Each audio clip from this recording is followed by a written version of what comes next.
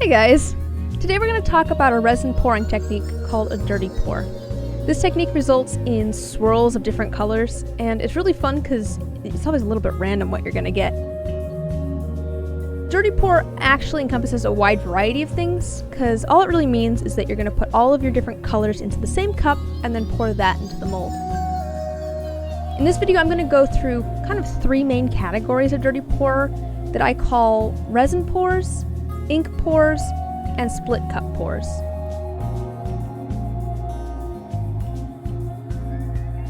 Before we get into the different techniques though, I have some advice that applies to all of them. First of all, dirty pours work better when the resin is a little bit thicker, so you might want to wait a little bit for your resin to thicken up before pouring.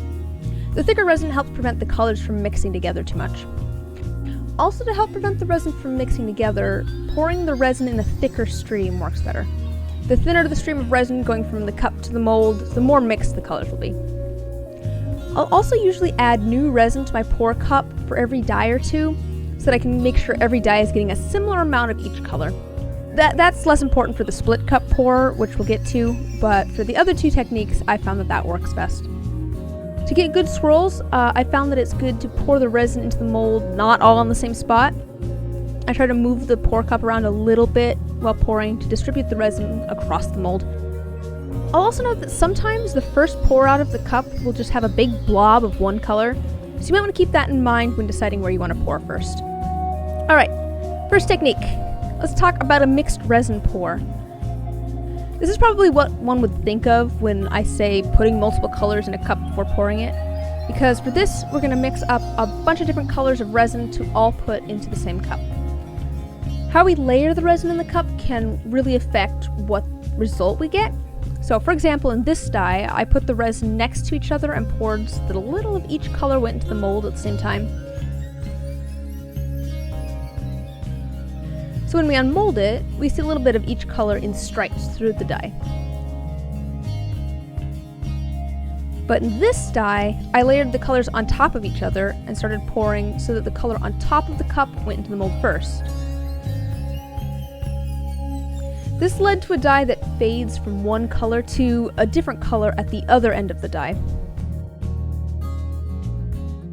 So this mixed resin pour technique tends to result in a kind of a soft transition between colors in the final result. In my opinion, it works great for galaxy dice and sets where you want the colors to blend into each other just a little bit. The next dirty pour technique I would call an ink pour, and it's one of my favorites. Instead of mixing up different colors of resin for this one, we're just going to use one color of resin, and instead use different colors of alcohol ink on top of the resin. As a note, make sure it's alcohol ink and not resin pigment. Resin pigment won't cure properly if we use it like this. I'll often add some white ink on top of those colored inks as well. I've found that when the resin is translucent or dark, it makes the colors stand out a lot better.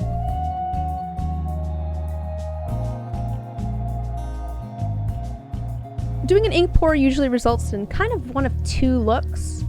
It can have kind of a more inky watercolor look, or more thin layers. The third technique I want to go over is the split cup pour. For this pour, you're actually going to make multiple colors of resin again, but instead of putting them all into a cup together, you're going to split that cup up into sections with dividers and put a different color in each section.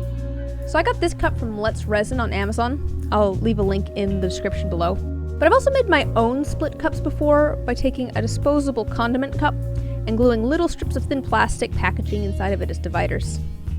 The split cup technique gives a similar effect to the resin pour we did, where we had the colors next to each other and added a little bit of each one into the mold at the same time, but it gives a much more distinct divide between the colors.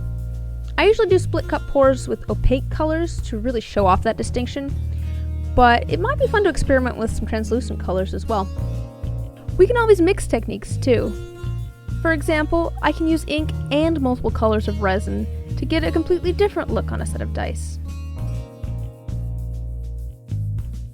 The options are limitless.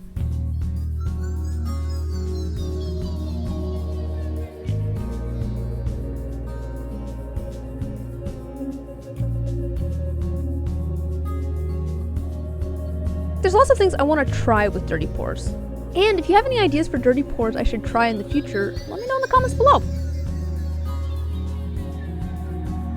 As always, thank you to my patrons that make videos like this possible. And I'll see y'all in the next one. Bye!